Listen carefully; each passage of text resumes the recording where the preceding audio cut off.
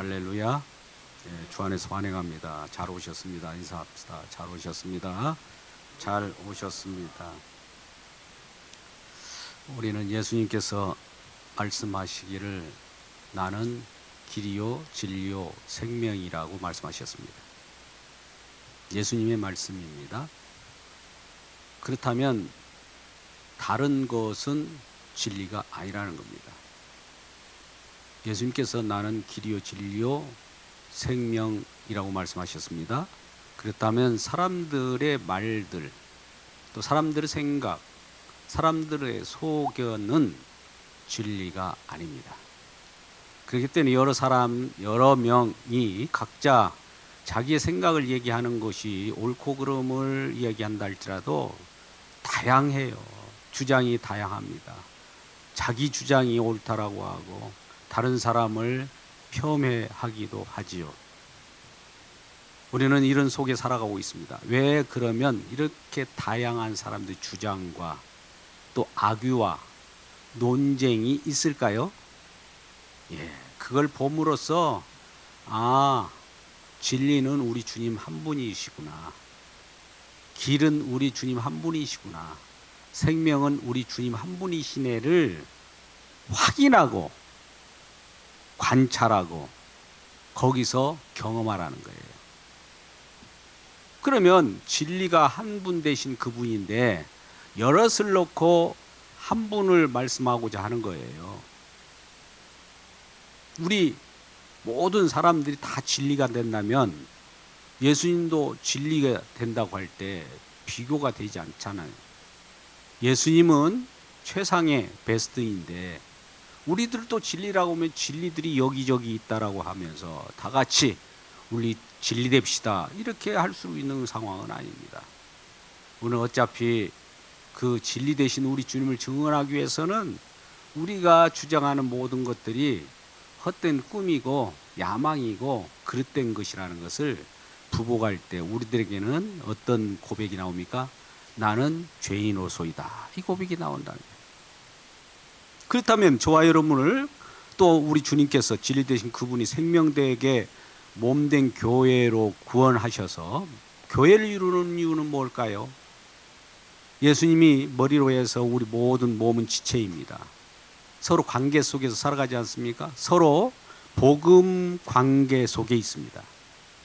그렇다면 복음 관계 속에서는 예수 그리스도를 머리로 하니까 진리 되신 그분을 우리가 생각하고 그분을 드높여야 되는 그런 삶이 우리 그리스도인의 삶일 텐데 내 주장을 할 수 있을까요? 나의 편함을 주장할 수 있을까요? 나의 권리를 주장할 수 있을까요? 그리스도 몸된 교회인데 예수 그리스도를 믿는 믿음 가운데 주님의 사랑을 서로 받았기 때문에 서로 봉사하고 섬겨주고 또 교회를 이루어가는 겁니다. 내 권리, 나의 편함이라고 해서 내 멋대로 빠져버리고 교회 머리로서의 주님의 역할을 우리가 지체로서 주님을 드높여야 되는데 거기로부터 벗어나는 일은 있을 수가 없죠. 더욱더 주님의 품 안으로 들어갈 것이고 지체로서 역할을 할 것이고 너무 또 많은 주의 백성들 가운데 어려움이 있는지를 알고 교회 가운데 나와서 섬기며 그런 자들이 있는지를 살피게 되어 있습니다. 그것이 안 된다면 뭘까요? 자기 편함이죠. 자기 유익이죠. 교회야 우리 주님이 어떻게 되든 말든 나의 기쁨이 무엇이며 나의 유익이 무엇이며 이것을 생각하며 자기 편함을 따라서 행동이 나올 겁니다. 근데 오늘 분명 본문의 말씀 전에도 그와 같은 말씀을 합니다. 사도는 그들에게서 떠나라 그런 거예요. 그런 사고방식을 갖고 있는 데서 떠나라는 거예요. 어떻게 보면 그런 무리에서 그러한 자들이 있다면 그들을 단절하라 이런 표현을 할 수 있어요. 사귀지 말라는 표현일 수도 있는데 사실은 그러한 사고방식에서 벗어나라는 뜻이에요. 여러분 오늘 주님의 품 안에서 주님의 지체로서 주님이 나의 으뜸이 되시고 베스트가 되시고 길이고 진리요 생명 되신다면 주님을 먼저 생각하게 되어 있습니다. 왜요? 성령이 이끄시기 때문에. 성령이 이끄심을 받는 자는 주님을 섬기고 주님을 바라보고 주님을 으뜸으로 우선순위를 두지, 나의 유익을 먼저 앞쪽에다 우선순위로 두는 사람은 없습니다. 그렇기 때문에 나의 권리와 유익을 위하여 그렇게 편함을 앞장 세우는 그러한 사고방식으로부터 떠나라, 그런 그 생각을 갖지 말라라는 거예요. 그러면서 오늘 10절부터 말씀을 증거하지만은 6절 말씀을 한번 볼까요? 6절. 형제들아, 우리 주 예수 그리스도의 이름으로 너희를 명하노니 게으르게 행하고 우리에게 받은 전통대로 행하지 아니하는 모든 형제에게서 떠나라. 어떻게 우리를 본받아야 할지를 너희가 스스로 아나니 우리가 너희 가운데 무질서하게 행하지 아니하며 누구에게서든지 음식을 값없이 먹지 않고 오직 수고하고 애써 주야로 일함은 너희 아무에게도 폐를 끼치지 아니하려 함이니 우리에게 권리가 없는 것이 아니요 우리 스스로 너희에게 본을 보여 우리를 본받게 하려 함이라. 할렐루야. 내용은즉슨 이거예요. 먹는 문제를 가지고도 마찬가지고 권리가 있어요. 우리가 먹을 권리도 있죠. 또 자유할 권리 있어요. 주 안에서 자유하니까. 그런데 예수 그리스도 한 분이 높여지기 위하여 많은 사람들이 예수 그리스도를 높이는 데 있어서 주님을 으뜸으로 높이는 데 있어서 지장이 된다면 그것을 절제할 수 있다는 겁니다. 권리가 있다는 거예요. 자유할 수 있다는 거예요. 내 마음대로 빠져나갈 수 있다는 거예요. 자기 편리함대로 어떻게 되든지 말든지 자기는 잠깐 벗어나 있고 싶다는 거예요. 그거 뭐 자유이니까 자유이지만 사도는 권면하기를 그런 권리를 남용하지 말라는 겁니다. 그리스도 지체로서 우리는 한 부분을 차지하고 있습니다. 저도 마찬가지입니다. 저도 자유할 수 있어요.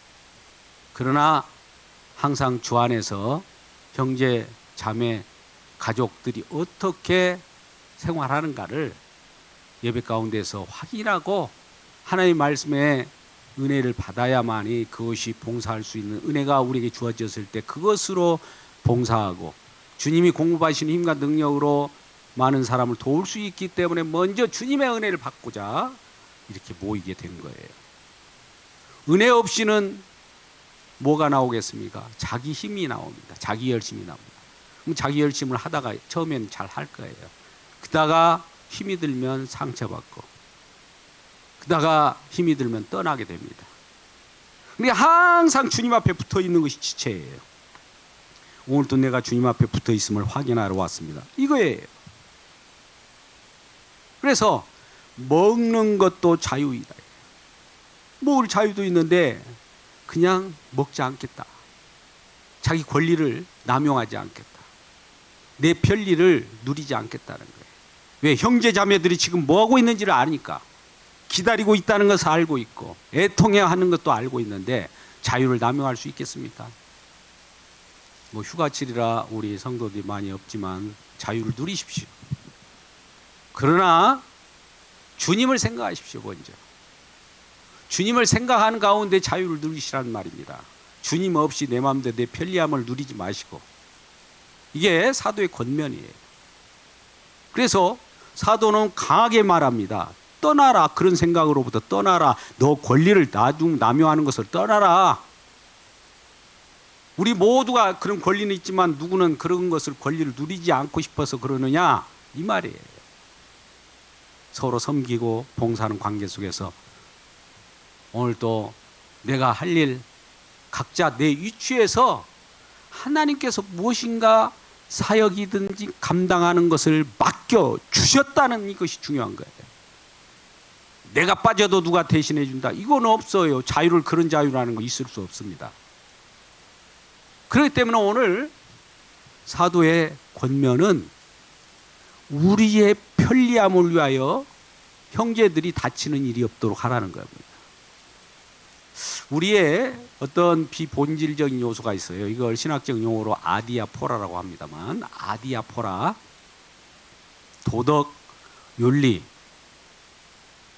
교양, 아름다운 언어, 이런 것들은 비본질이에요. 뭐 예수 믿는 사람이 그걸 더 잘하면 좋겠죠. 사회 속에서 살아갈 때는 그런 도덕과 윤리나 교양이 필요합니다. 도덕이 필요해요. 물론 생명은 없지만 그럼에도 불구하고 이 비본질 때문에 본질이 흐려질까 싶어서 사도는 말합니다. 그 비본질마저도 복음을 증거하는데 해가 된다면 자제하라는 거예요. 내 마음대로 살 수 있어요. 사람들이 자기 마음대로 살지 누구 통제를 받습니까? 물론 성령의 이끌림을 받는 그 자라면 자기 마음대로 할 수가 없죠. 자유를 남용하는 것은 아니죠. 우리 주님의 이끌림을 받는 그 자체가 자유라는 거예요. 우리는 세상 속에 붙들려 있었어요. 세상 임금에, 세상 신에, 거짓에게 붙들려 있다가 거기서부터 풀려나서 자유를 얻었습니다. 자유를 얻었다는 것은 또 다른 주님께 결속되었다는 거예요. 주님으로부터 떨어져 버렸다는 그 자유가 아니에요.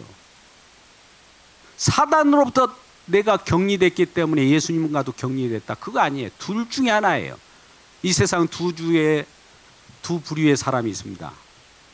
거짓 영의 악령에 사로잡혔든지 성령에 사로잡혔든지 둘 중에 하나입니다. 그러면 성령이 사로잡히는 그 자체가 우리들의 자유인 거예요.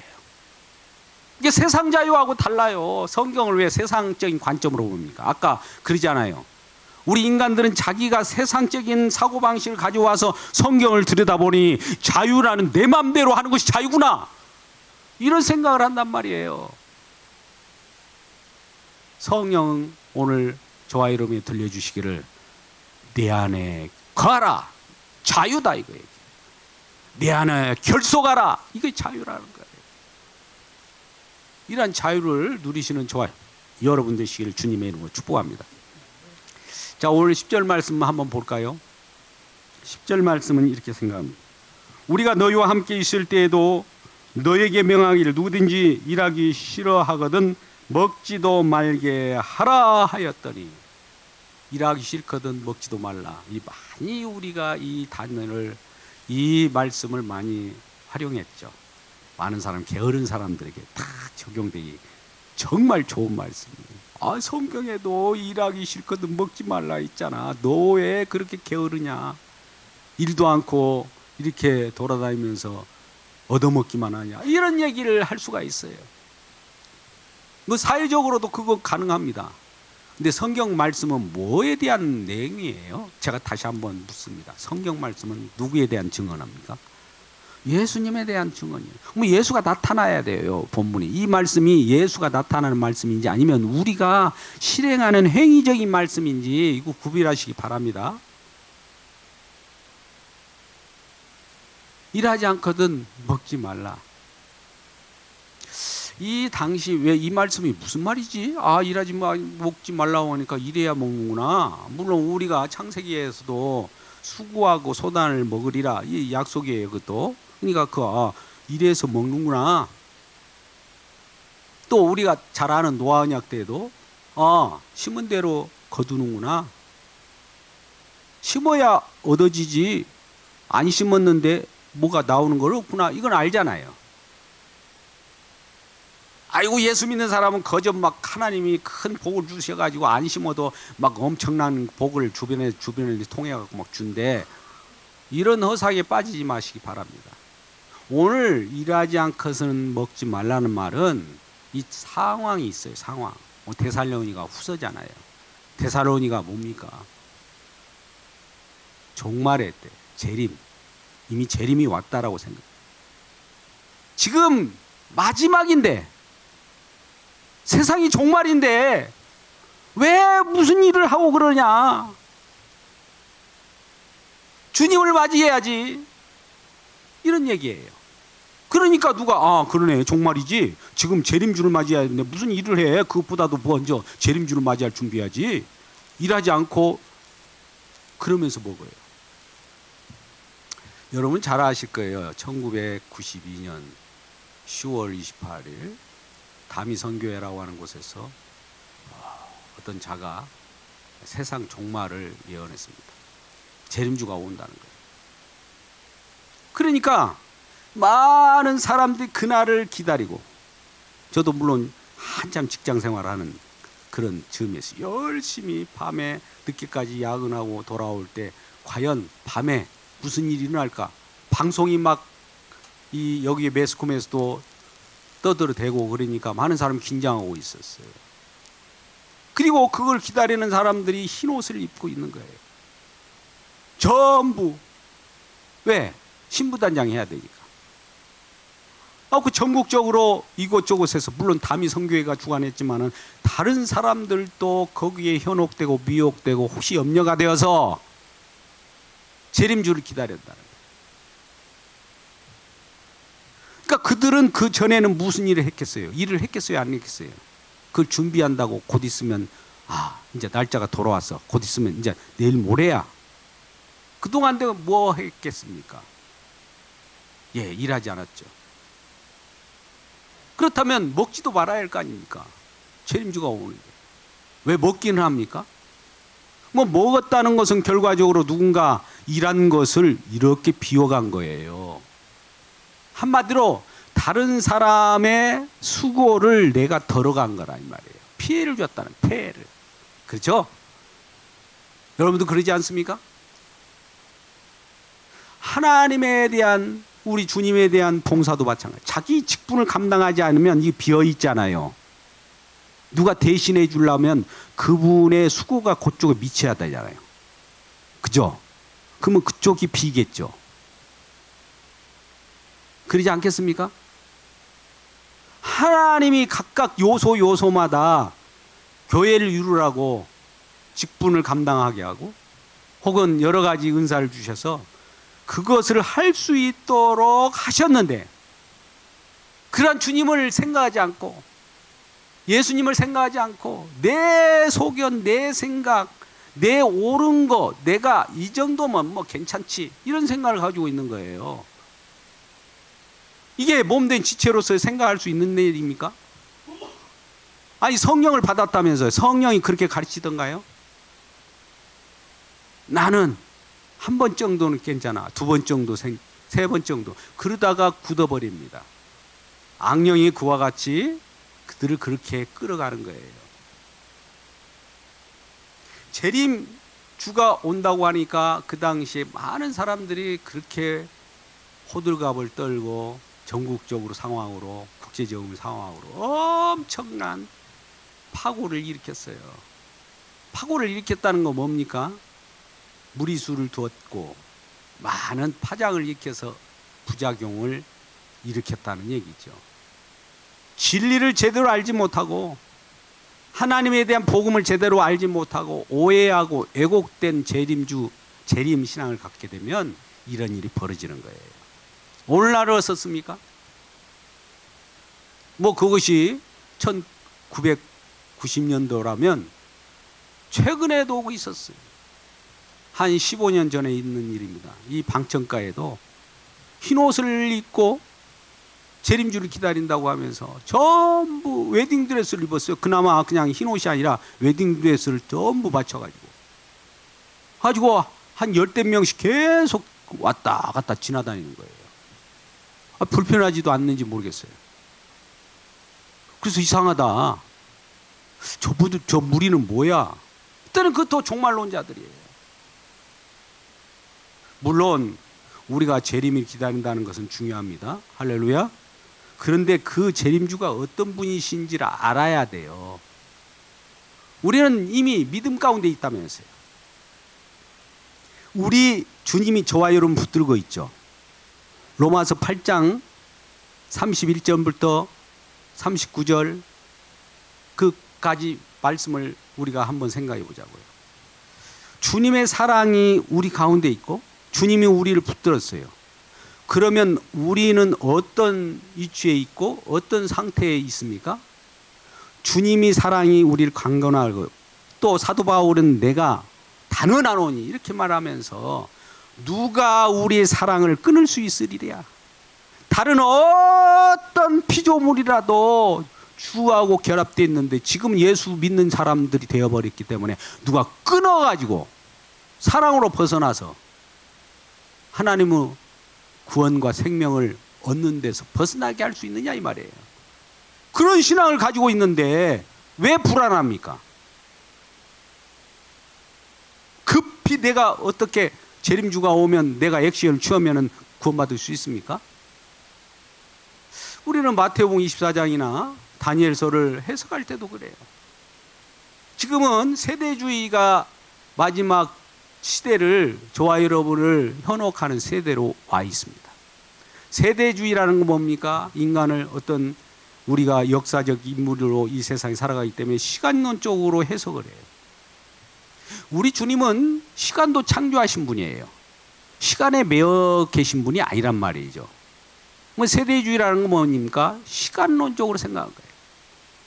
구약은 성부시대, 신약 예수님은 은혜시대, 지금은 성령시대 이렇게 구분한다든지, 지금은 종말의 시대니까 빨리 어디로 우리가 어디인가 그쪽으로 가서 모여야 된다든지 이런 부류가 있다면 이건 바로 세대주의자들이에요. 근데 우리 주님께서는 천국이 이곳이 있는가 저곳이 있는가 말은 새로운 그러한 미혹의 영들이 말한다 할지라도, 천사가 그런 말을 한다 할지라도 우리 주님의 복음은 확정되고 확정되었습니다. 염려할 것이 없어요. 심지어 그렇잖아요. 가장 무서운 것이 오늘날 핵이라고 하는데, 핵으로 지구가 쪼개지더라도 주님과의 관계에 있는 사랑관계가 끊어질까요? 안 끊어질까요? 핵이 쪼개져 버리면 우리도 끊어져 버립니까? 걱정 없어요. 세상 물질적인 거 눈으로 보이고 만져지는 것이 허물어지고 불탈지라도, 이것이 사라진다 할지라도 주님과의 관계가 훼손되느냐? 없다 이거예요. 안 된다 이거예요. 그 결속은 우리 주님께서 미리 예고하시고 예정하시고 저와 여러분을 결속하고자 하는 그 뜻이기 때문에 우리 주님은 꼭 그것을 다 이루셨습니다. 주변의 물리적인 것 갖고 판단하지 마십시오. 눈에 보이는 것 갖고 진단하지 마십시오. 프리메이슨, 일루미나티 이런 것 가지고 현혹한 세력이 많아요. 이전에 뭔 베리칩 666 가지고 우리를 곁에 와서 현혹하더니 지금 시대가 지진 봐라, 지진이 일어나는 거, 기후 환경, 물론 그런 것으로 얘기할 수는 있죠. 환경이야 그렇게 되어 있다고. 근데 우리는 언약을 아신다면서요. 노아 언약이 뭐라고 그랬어요? 예, 보존돼요. 그때까지, 멸망이 올 때까지는 이 지구가 보존돼요. 하나님 하실 일이 다 끝날 때까지는. 그 종말이에요. 그러면 그것이 종말 때 이 세상 물질은, 세상에 있는 이 현재 피조 세계는 사라질 텐데, 말씀에 그렇게 되어 있는데 그걸 염려하냐 이거예요. 어디로 가면 내가 구원을 얻을까? 어디 장소가 있습니까? 성령 받았다면서요. 성령은 어디든지, 이 만유 안에 계시기도 하고 만유 밖에도 계시는 그 성령 안에 우리가 있는데, 만유가 사라진들 우리 성령이 사라집니까? 왜 걱정하십니까? 왜 현혹되는 거예요? 예, 현혹되는 이유가 있죠.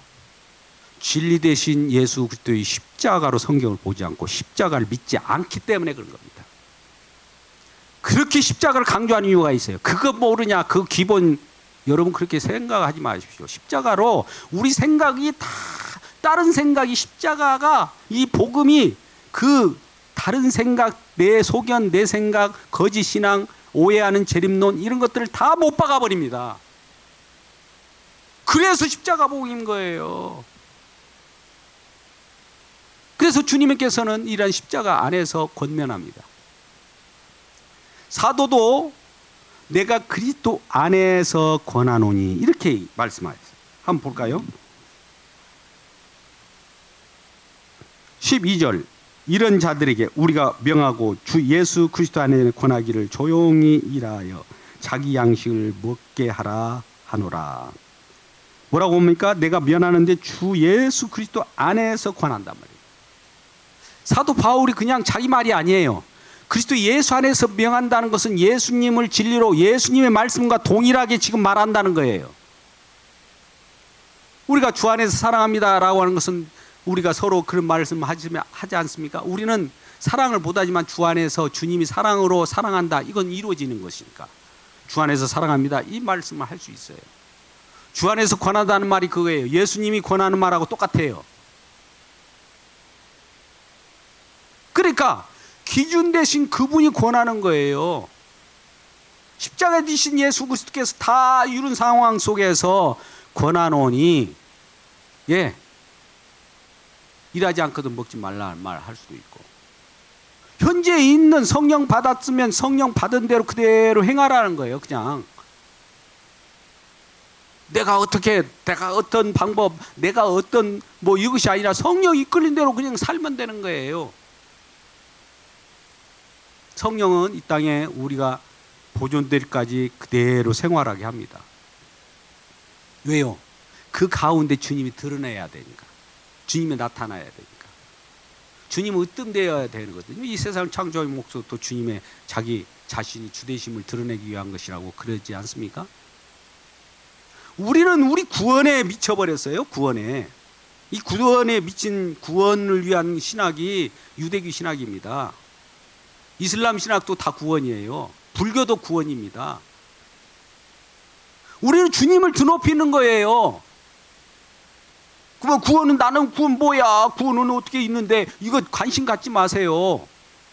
주님을 드높이는 그 자체가 구원받은 백성들이 하는 일이란 말이에요. 구원을 챙기려고 하면 벌써 내가 있는 거예요. 내가. 이것이 죽어야 된다니까요.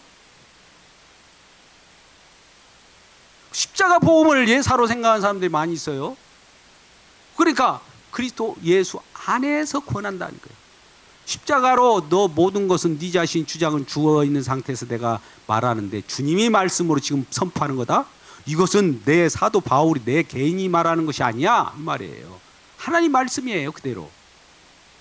그래서 오늘 11절 말씀도 우리가 들은즉 너희 가운데 게으르게 행하여 도무지 일하지 아니하고 일을 만들기만 하는 자들이 있다 한다. 우리는 특히 세상 속에서도 그래요.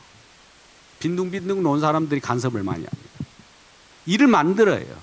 쓸데없이 이것저것 이쿵저쿵 얘기하잖아요.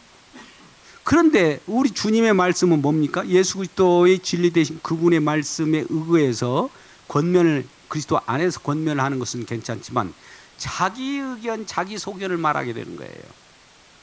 그러니까 그 당시에 마지막에 이곳저곳에서 팽배했던 것이 재림으로서 곧 예수님이 곧 재림하시니까 우리 이제 더 이상 일할 것도 없고 빨리 짐 싸라.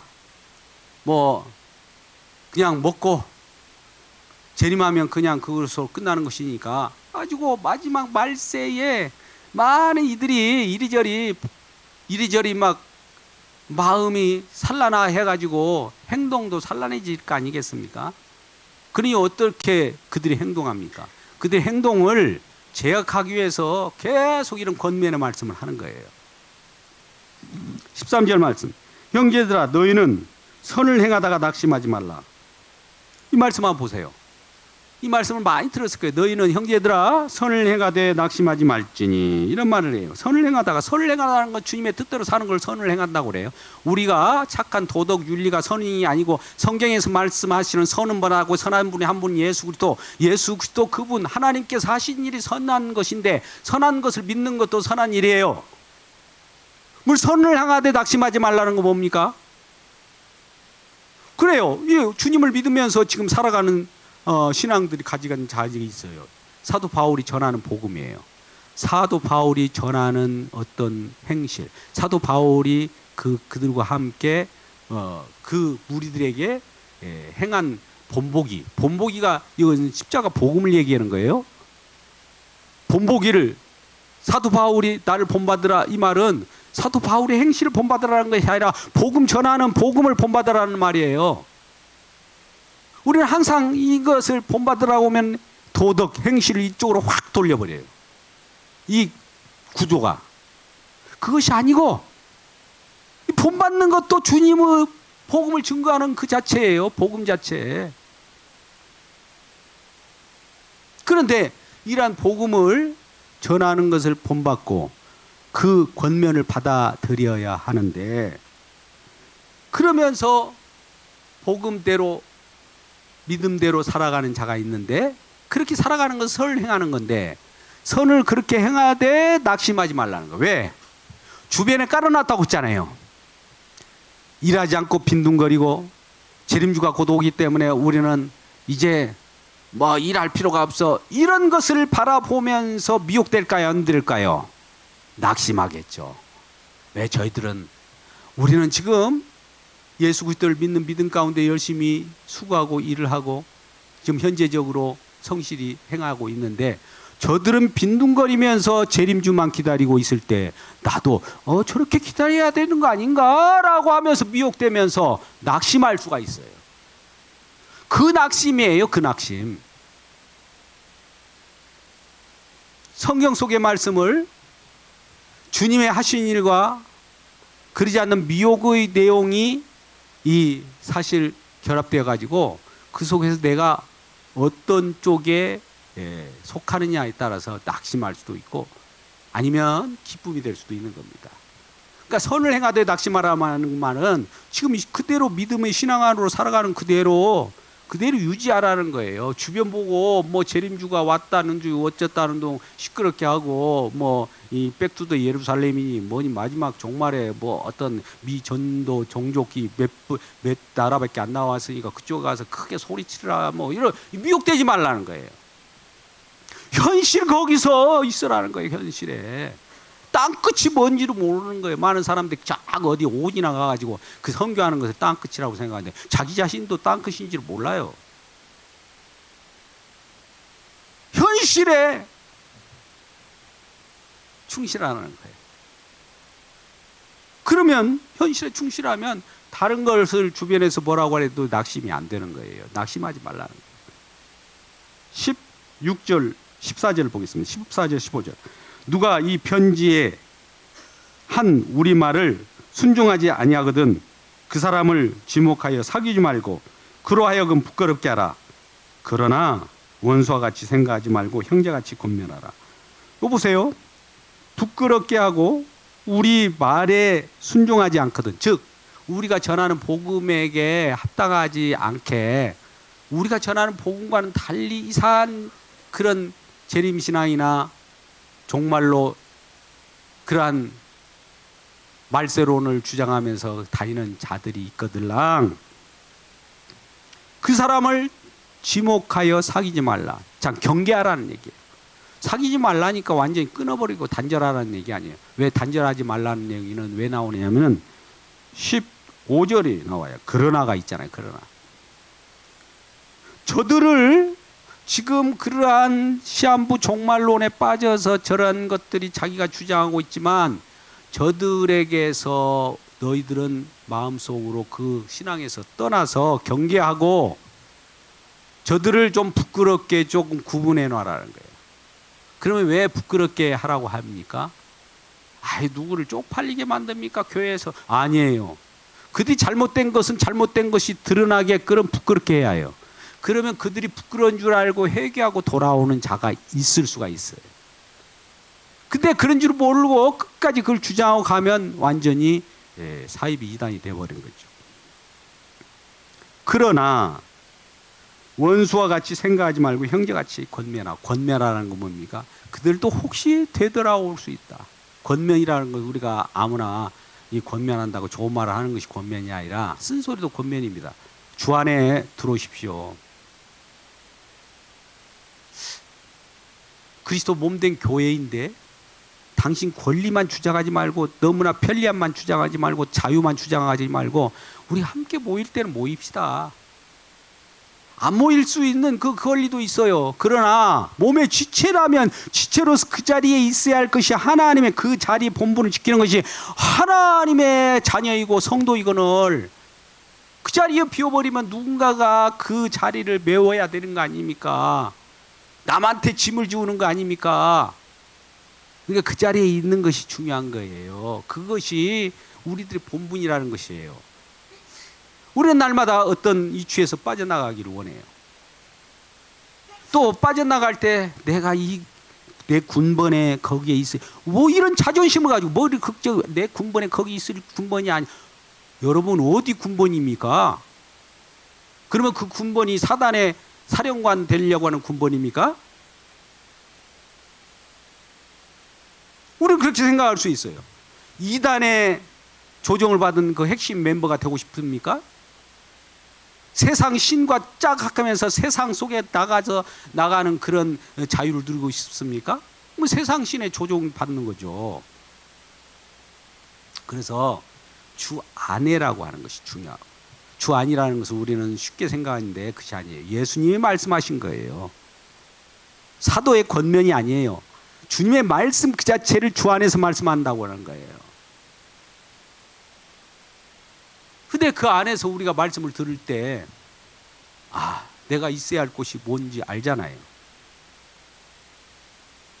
우리는 오늘 일하지 않거든 먹지 말라고 할 때 이런 질문이 나올 수 있어요.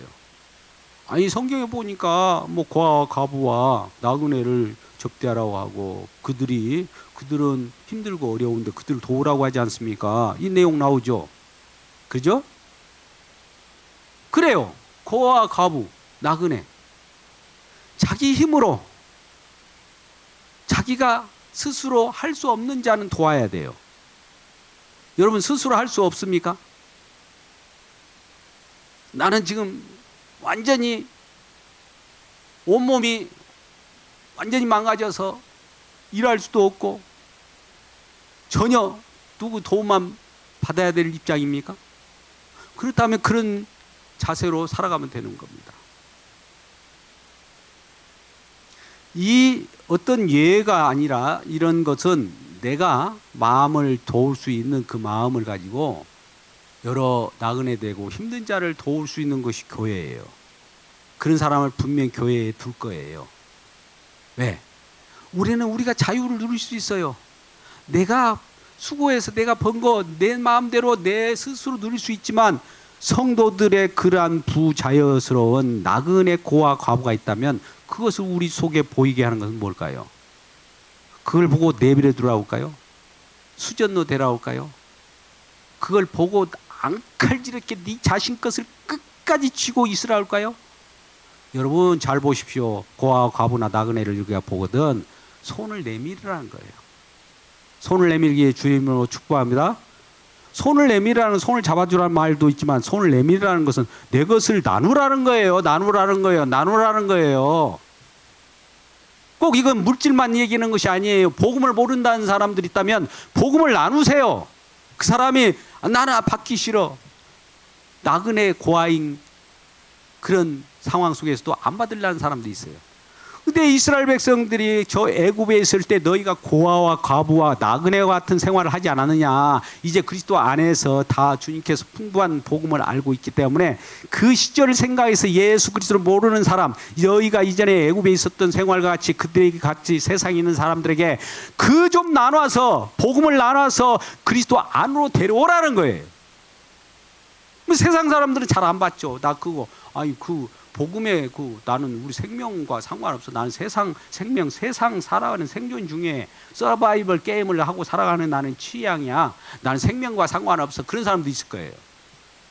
그러면 계속 그들에게 손을 내밀으란 말이에요. 손을 내밀으란 거예요. 세상 사람들이 생명을 어떻게 알고 좋아하겠어요?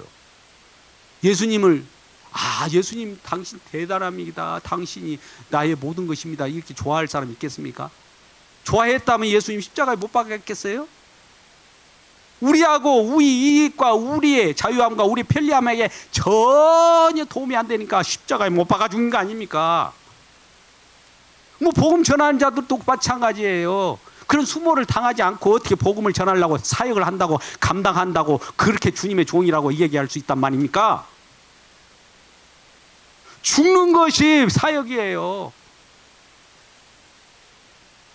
모든 것을 바칠 생각을 하셔야 사역이 되는 겁니다. 그러면 주님이 일을 하셔요.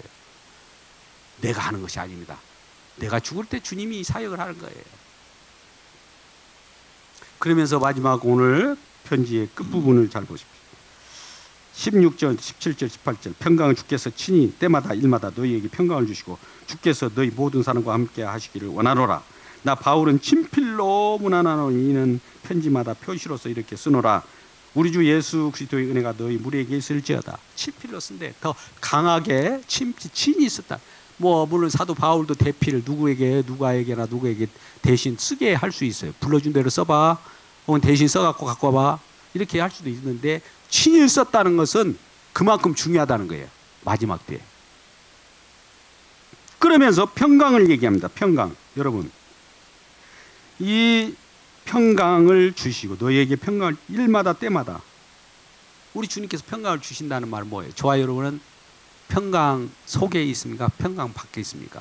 예수 그리스도의 십자가 속에는 이미 예수 그리스도의 화목 제물이 되셨으므로 그것을 믿는 자는 이미 평강 속에 들어와 있는 거예요. 그러니까 너가 평강, 뭐라고 이렇게 표현합니다. 평강을 주시고 함께 하시기를 원하노라. 이 말은 권면 같지만 사실 너희가 평강 속에 들어있는 것을 알지 못하느냐, 이게 확인하는 거예요. 확인하는 거예요. 성경 말씀은 이미에 이미.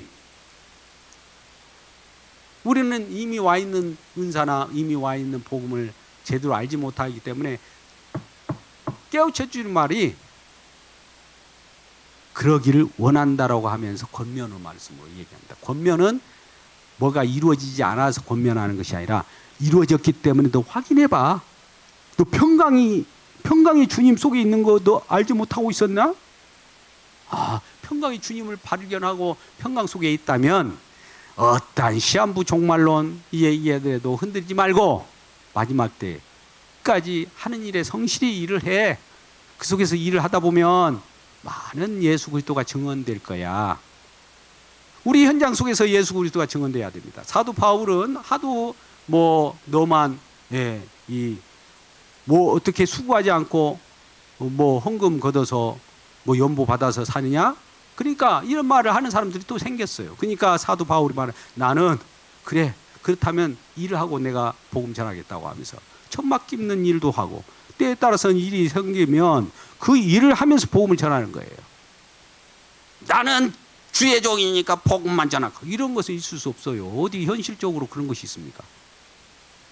제가 투잡을 하기 때문에 이 말씀을 과감하게 드리는 것은 아닙니다. 저도 일이 생기면 해요. 그러니까 우리 주님 앞에서는 우리가 지금 주어진 일, 그것이 하나님이 천직이라고 보고, 우리 주님이 주신 거 천직이에요. 하나님이 주시는 거예요. 그 속에서 주님을 드러내라고, 주님 증언하라고 그 일을 준 것인데, 일을 떼팽겨쳐버리면 주님을 어떻게 증거할 거예요? 그냥 주님만 바라보면 이렇게 됩니까? 아니잖아요. 그러니까 재림주 신앙이 어떤 것은 우리를 마라나타 주 오시옵소서 좋은 신앙이 있지만 잘못 왜곡되면, 변질되면 엄청난 파국을 일으킨다는 이 사실을 기억하고 평강 주시는 평강 속에 우리가 주님을 맞이하면서 기쁨으로 주님을 맞이하는 너와 여러분 되시길 주님의 이름으로 축원합니다. 기도하겠습니다. 아버지 하나님, 그렇습니다. 게으른 자는 먹지도 말라고 하신 말씀이 세상 속에서 하는 말씀이 아니라 우리가 재림주가 왔기 때문에 이제 아무것도 할 일이 없다라고 생각하며 다른 생각을 하는 자들에게 권면하는 말씀입니다.